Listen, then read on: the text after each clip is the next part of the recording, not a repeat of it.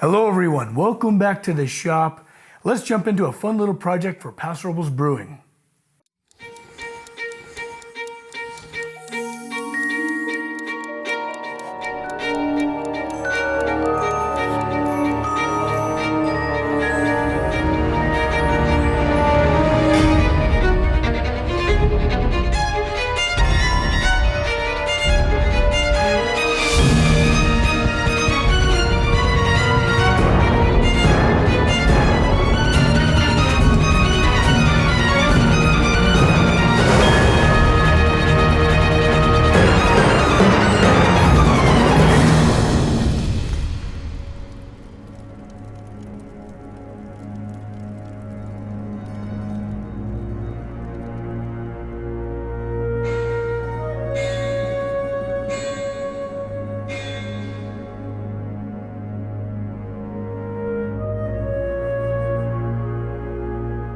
So do you all remember Paso Robles Brewing where I built those chandeliers, right?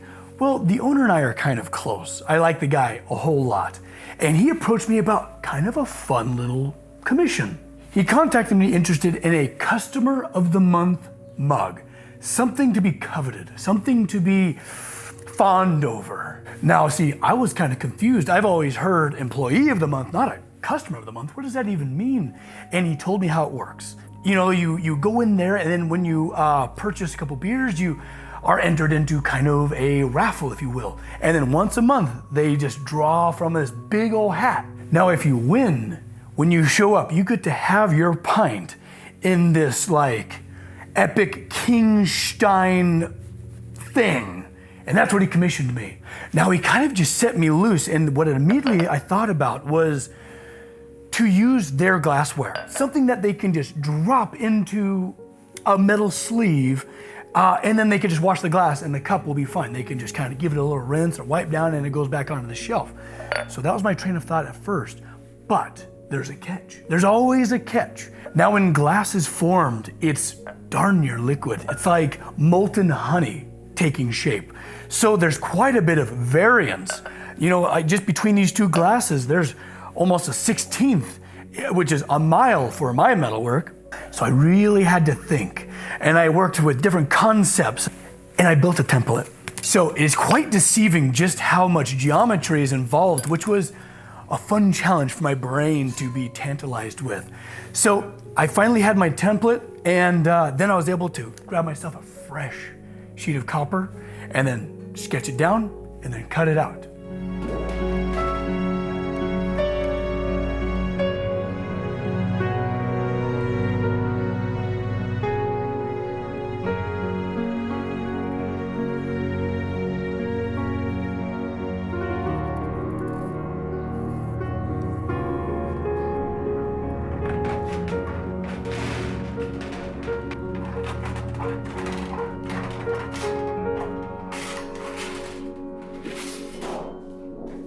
Now, whenever I get the chance, which is more often than not, I like to kind of do things the old way. It's more peaceful type of work than coming in here with power tools and blazing all of the little pieces that I had to take out of this copper sheet. It felt really good to get the coping saw out and get the files and really fine tune it, because then I can make it perfect. You don't have to worry about an over-aggressive tool that suddenly takes a bunch of material away and then there's no going back. There's no putting it back on there. It's fun to do things kind of just low and slow.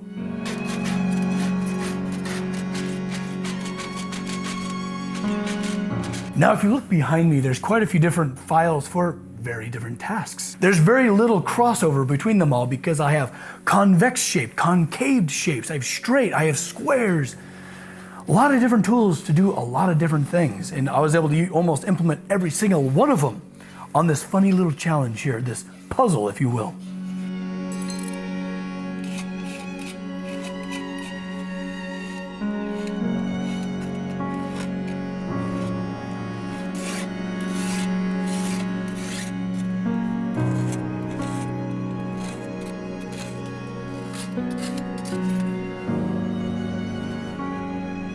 I wanted to marry a few different materials together because there's a huge element of brass at Paso Robles Brewing, and I wanted to bring that to life here.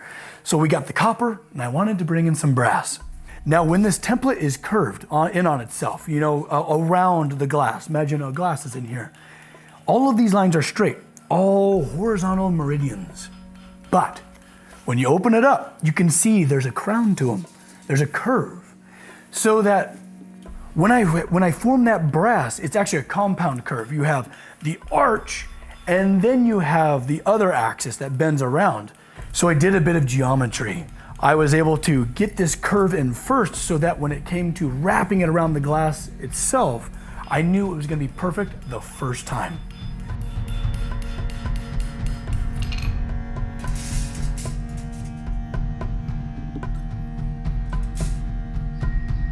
Now that I have my brass elements all prepared, it was then time to anneal the copper.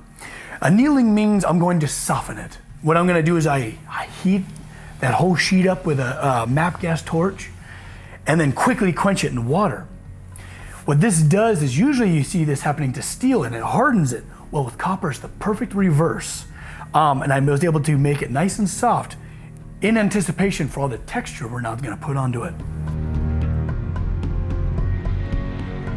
Once the copper was annealed, a little bit of time with my trusty little cross peen to bring all these elements to life. And I wanted to add a lot of symbolism into the story of Paso Robles Brewing. You'd have the acorn, of course. It's Pass of the Oaks, after all, with wonderful oak tree elements, which works out perfectly because I just got done with the iron oak. My hands were already prepared to make these copper leaves. It felt just so at home.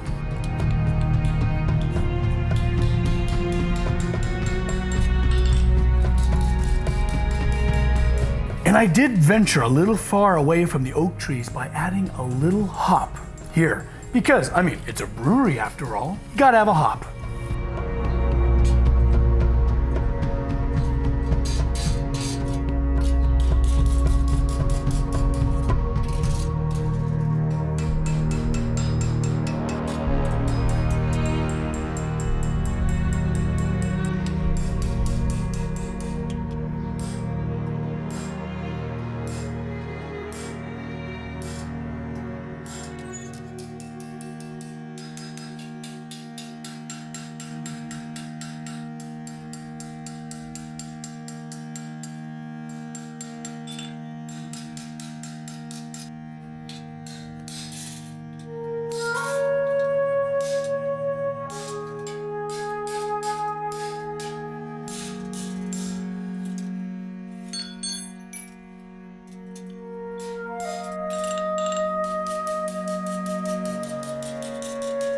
So once I brought this template to life with, leaf veining and wonderful ridges and things like that, then I rolled it.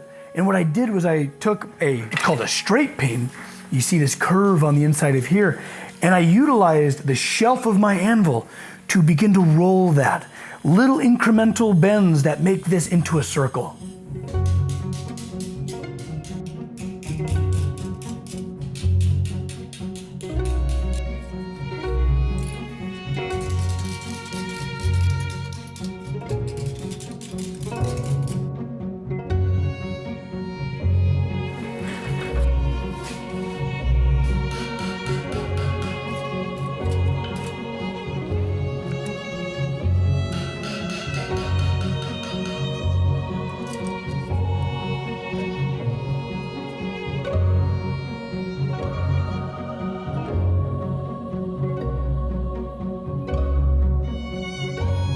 Now the next part is riveting, pun intended. Now rivets are an ancient way to bring two pieces of material together and lock them into place forever. It's a very strong joint. This is before the days of welding or brazing or anything like that. It's just a great way to almost nail the material together.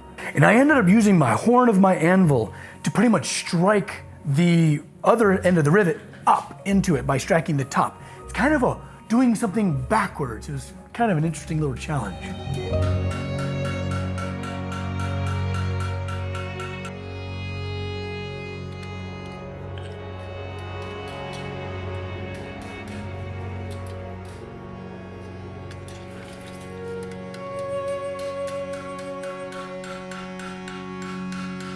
The next step was to form the handle.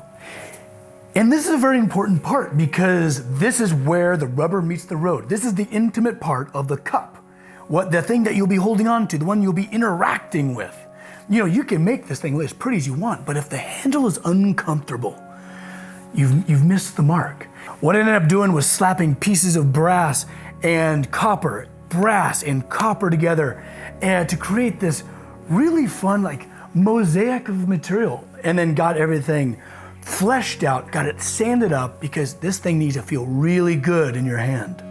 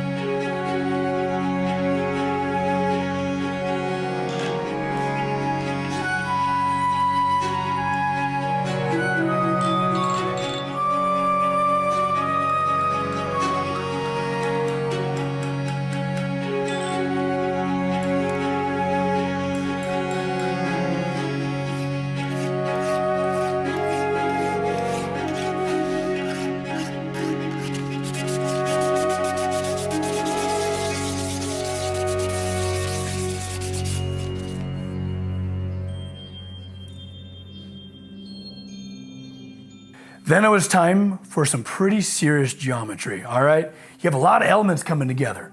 You have a cone.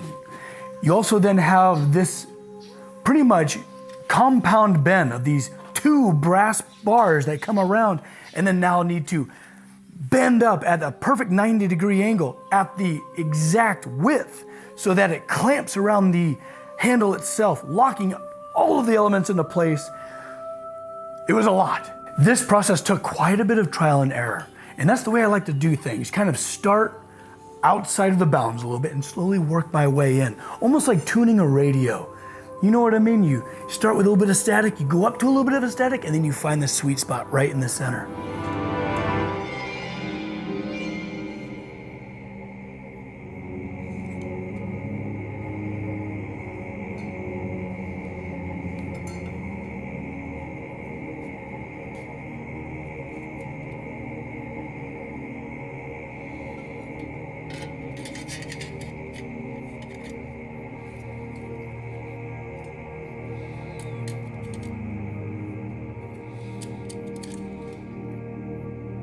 I implemented a bunch of clamps so that I can kind of get it set so I know for sure it'll be ready to rock and roll on all of the elements when I start that first rivet.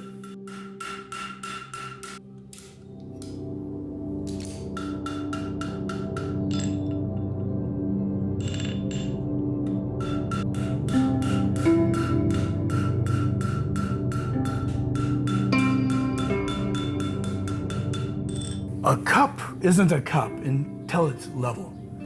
Think about it. Imagine if you're drinking from something and the level line is on one lip and then a 1/4 inch or 1/8 of an inch down on this side. That's bonkers. This cup needed to be perfectly level on the x-axis and the y-axis. And I took great measure to make sure it was perfect.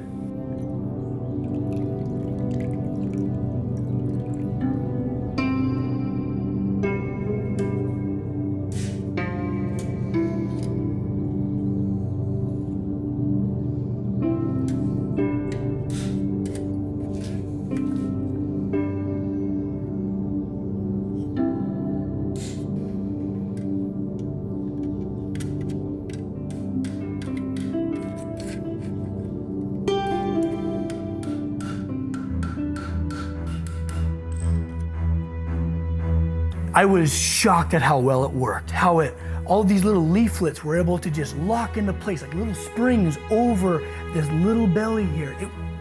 It couldn't have been more solid. Like, you know, you have to really try to get that glass out of its clutches.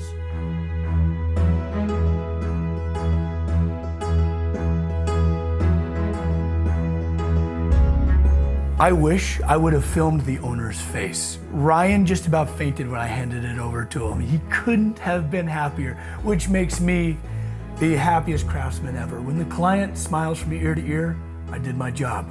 Seeing this cup underneath the chandeliers we built was so cathartic. It's beautiful, it matches the space so well together. I couldn't be happier. And I'm so excited for the first person to win this cup.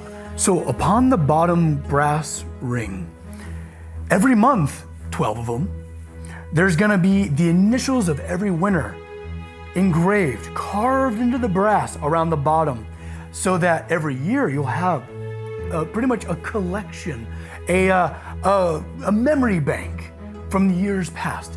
And every year I'm gonna continue to add more brass rings until this thing is gonna be that tall. It's gonna be like the Stanley Cup, but for a bar.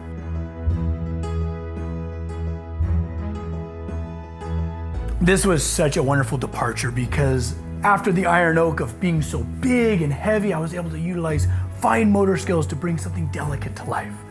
I thoroughly enjoyed it and I hope you enjoyed it as well. I'm so excited for what's to come. We have so many cool builds on the horizon. Exciting stuff. And as always, my friends, thank you for watching.